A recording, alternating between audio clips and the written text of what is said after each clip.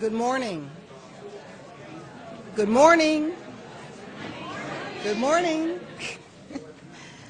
Good morning and welcome. My name is Pam Alexander. I'm the president of the Council on Crime and Justice, and we're very happy to have you here this morning and to take part in our 2011 Minnesota Justice Forum.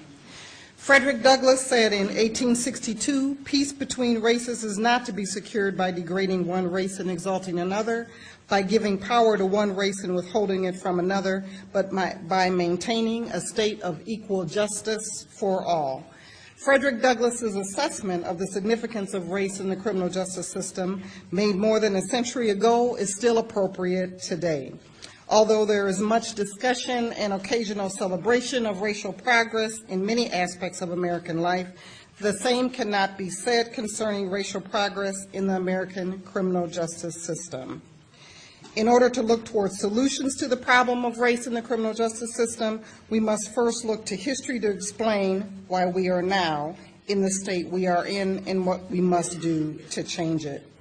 If you would like to read one of the most exhaustive and compelling analysis of race in the criminal justice system concerning issues of racial discrimination, I would refer you to 101 Harvard Law Review 1472, an article written in 1988 entitled Developments in the Law, Race in the Criminal Process, which I think will give you some historical backdrop.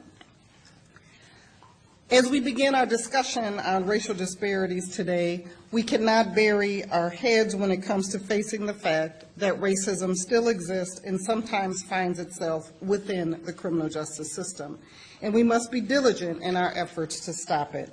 When we utter the famous words, we hold these truths to be self-evident that all men and women are created equal, we need to actually mean it, practice it, and apply it.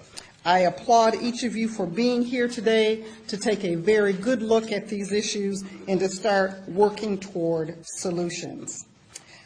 At this time, I want to acknowledge our partners for the Justice Forum, which would be the Institute on Race and Poverty and the Minnesota Judicial Council's Committee on Equality and Justice, and of course the Council on Crime and Justice.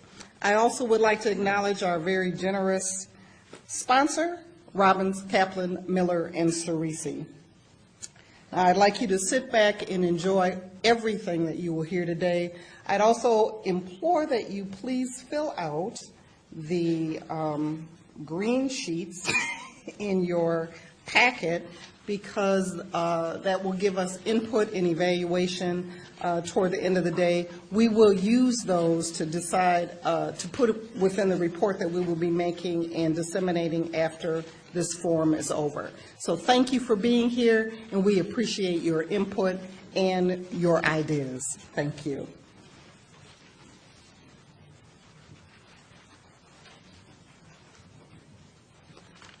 Good morning.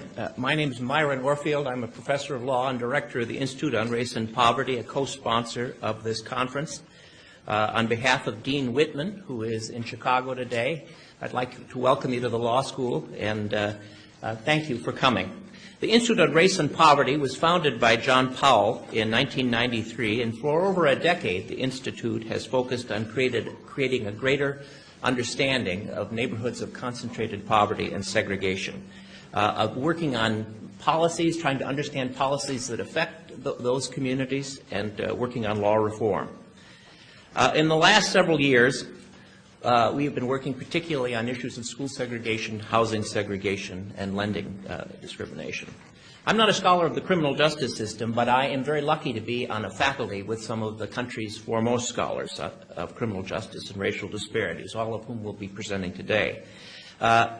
I think that many of the issues that I study, and particularly when we come to the time when we see the high dropout rates in segregated schools, the dropout rates of 50 to 75% in racially segregated high schools, we wonder what's going on with the children there, what happens to them after these very high dropout rates in schools, whether they be charter or public. Well, where do they go? I think today we're going to be talking about some of those issues. Today there are scholars here, judges, public officials, administrative agency heads, elected officials, members of the community, citizens, members of the bar.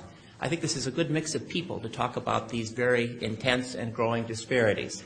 Just to give you a sense of the perspective on some of the things we're going to be talking about today, the Bureau of Labor Statistics just announced that in the Twin Cities there are the worst wage gaps between black and white people of anywhere in the United States.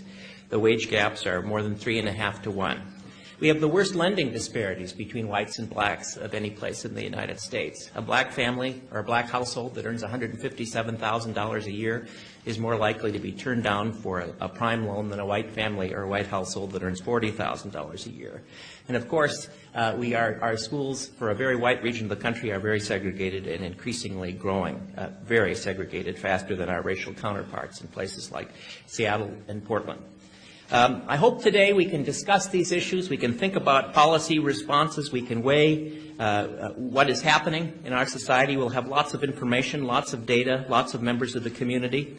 We'll have to ask the questions, are these policies, do they have their intended effects? Are they effective in terms of their aims? What are their benefits and costs?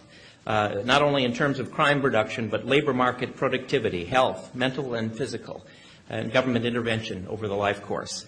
I'm delighted you're here. Thank you for coming. I hope you enjoy the day.